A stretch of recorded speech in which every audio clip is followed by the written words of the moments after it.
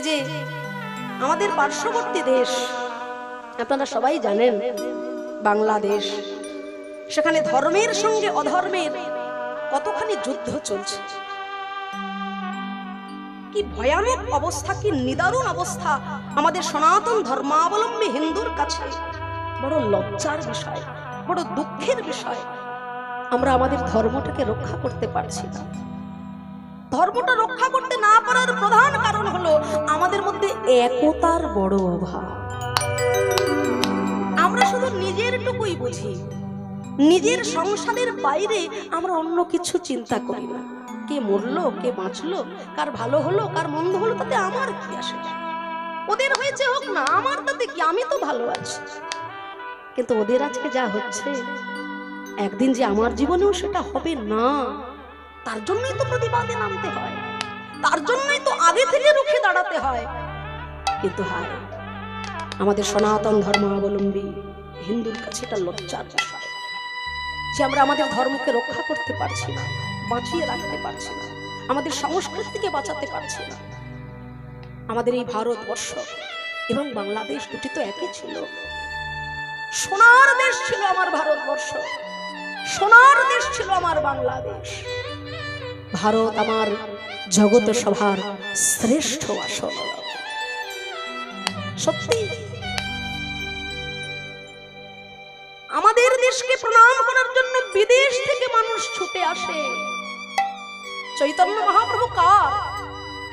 ওই আমেরিকাবাসীদের, ওই লন্ডনবাসীদের? মহাপ্রভু আমাদের সম্পদ, মহাপ্রভু আমাদের গর্ব, আমাদের বাংলার সম্পদ। আমাদের দেশকে প্রণাম করার জন্য ছুটে আসেন বিদেশিরা। আজকে ইসকনের জয়পতাকা স্বামী মহারাজ, অন্যতম আচার্য, যিনি আমাকে অত্যন্ত স্নেহ করেন, আমি তার স্নেহ ধন্য। তিনি যখন আমাদের এই বাংলার মাটিতে প্রথম পদার্পণ করলেন, তিনি নিজের পায়ের জুতোটাকে হাতে নিয়ে হেঁটে বেড়াচ্ছেন। ভক্তরা বিচলিত হচ্ছে যে আপনার এত কোমল চরণ, বড় ব্যথা লাগবে, আপনি পায়ে জুতোটা পরে। একজন বিদেশি ভক্ত হয়ে তিনি কত সুন্দর কথা বললেন যে যে বাংলার মাটিতে চৈতন্য মহাপ্রভুর মতো পরম পুরুষের আগমন হয়েছে, যে বাংলার মাটিতে ঈশ্বরচন্দ্র বিদ্যাসাগর, স্বামী বিবেকানন্দ, ঠাকুর শ্রী রামকৃষ্ণ পরমহংসদেব জন্ম নিয়েছে, সেই বাংলার মাটিতে জুতো পরে পা দিতে আমার ভয় করছে। আসলে দুঃখের বিষয় হলো এটাই, সূর্য উঠলো আমার ঘরে, আর সেই সূর্যের আলোয় বিদেশিরা হয়ে গেল আলোকিত, কিন্তু আজও আমার মায়া ঘুম ভাঙলো না। এটাই আমার কাছে লজ্জার বিষয়, দুঃখের বিষয়।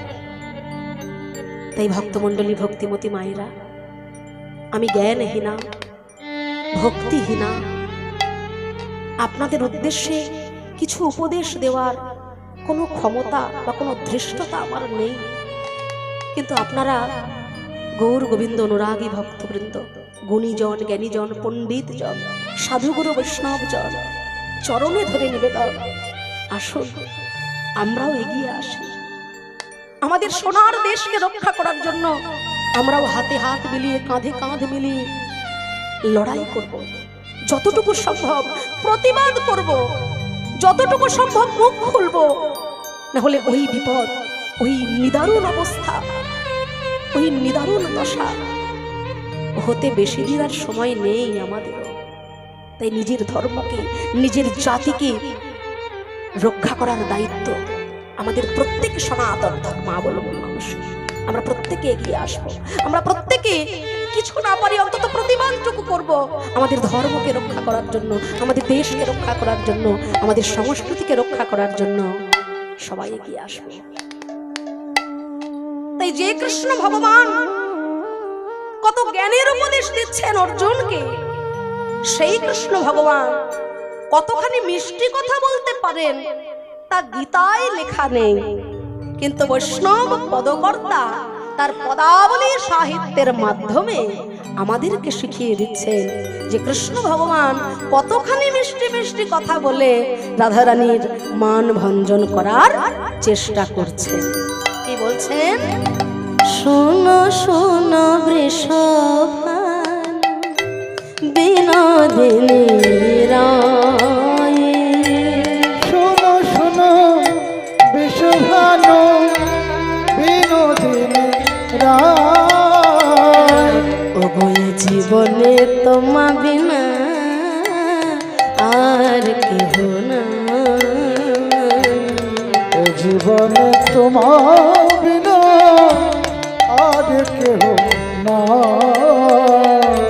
তোমার নাম ধরি